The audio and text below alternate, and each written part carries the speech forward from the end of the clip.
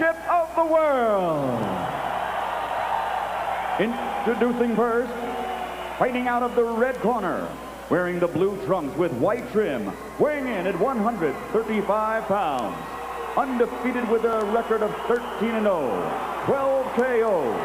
This 1992 Olympic gold medal champion comes to us tonight from Los Angeles, California, East LA to be exact.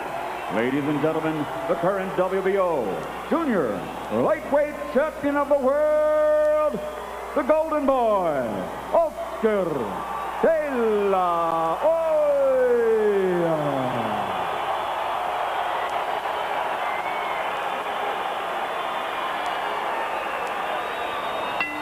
And his opponent across the ring, fighting out of the blue corner, wearing the red trunks with green and white trim, weighing in at 134½ pounds. His professional record, 53 victories, 35 by KO, against 6 defeats with 4 draws. Ladies and gentlemen, from Mexicali, Mexico, he's the #1 ranked WBO contender, the former featherweight champion of the world, Jorge meromero Paez.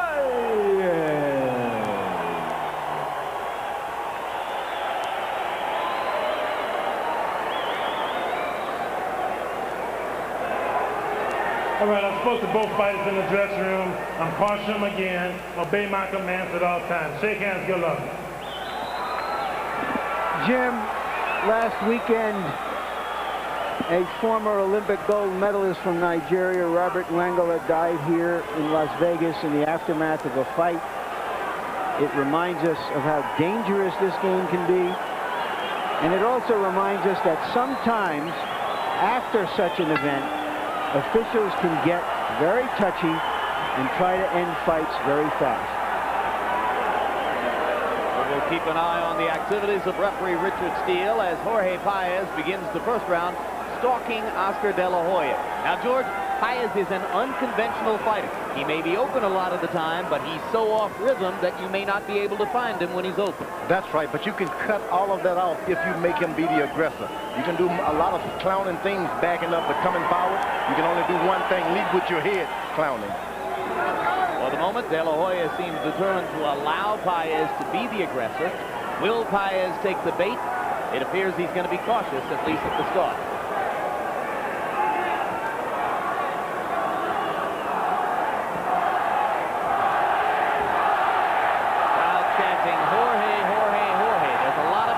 Support for Paez here.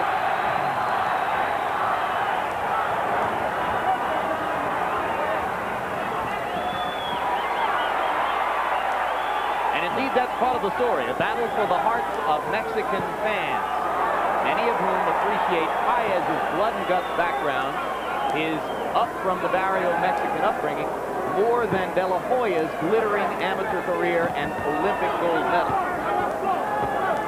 The thing about a young fighter, they got to be careful. When you hit them, they always try and hit you back.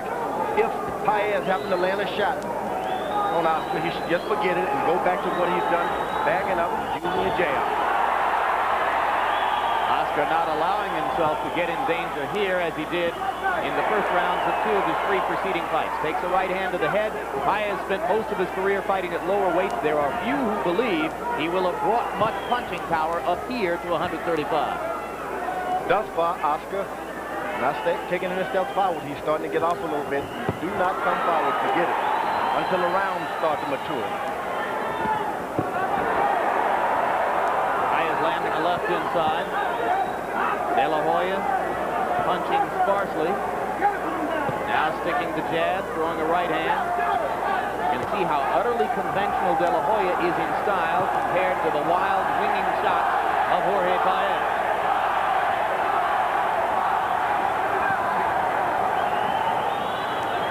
If he's maintained the position, keep using the left jab. Even if you have to win every round with a left jab, it's possible.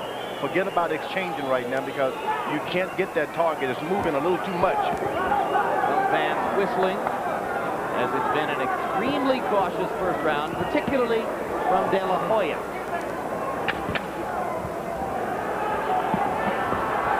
Another left-hand shot landed inside by Paez. De La straight right, not a lot behind it. Now a right uppercut at the end of the round is De La Hoya's best punch at the stanza. And as we go to the corners, our interpreter is Hector Garcia. Watch out for the left hook. Be careful with the left hook. Down and more angles. Use more angles.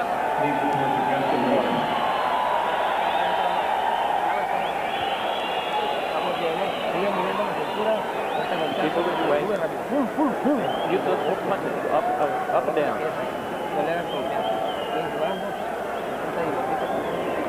Try to hide from this guy a little bit. He's scared. The man's scared. Hey, David. Tell him don't walk straight in. Use the angles and cut the ring down. Don't walk straight in. Escape this guy.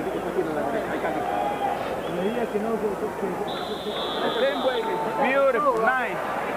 Jim, before this fight, I mentioned that I thought that De La Hoya had to start to modify his aggressive style, and we saw him doing that in the very first round. A little bit more defensive, wear the other fighter down, and then take him on later in the rounds. He's walked out into some big punches early in fights, and he's learned something from it. De La Hoya sticking with the jab in round one. Oscar threw 51 punches, and 36 of them were jabs. Now a left hook seems to stagger Paez momentarily. De La Hoya follows with a flurry. Another left hook, and down goes Jorge Paez. 2, 4, 5, 6, 7. He's not going to get up. 9. Oscar De La Hoya with a second round knockout of Jorge Paez, who had only been knocked down once in 63 previous fights. We just saw the image and the pendulum swing to the other side. He fought brilliantly because he had modified his style. He was cautious in the first round, and he seized the opportunity when he saw it. 49 seconds of round two. George, two spectacular left hooks.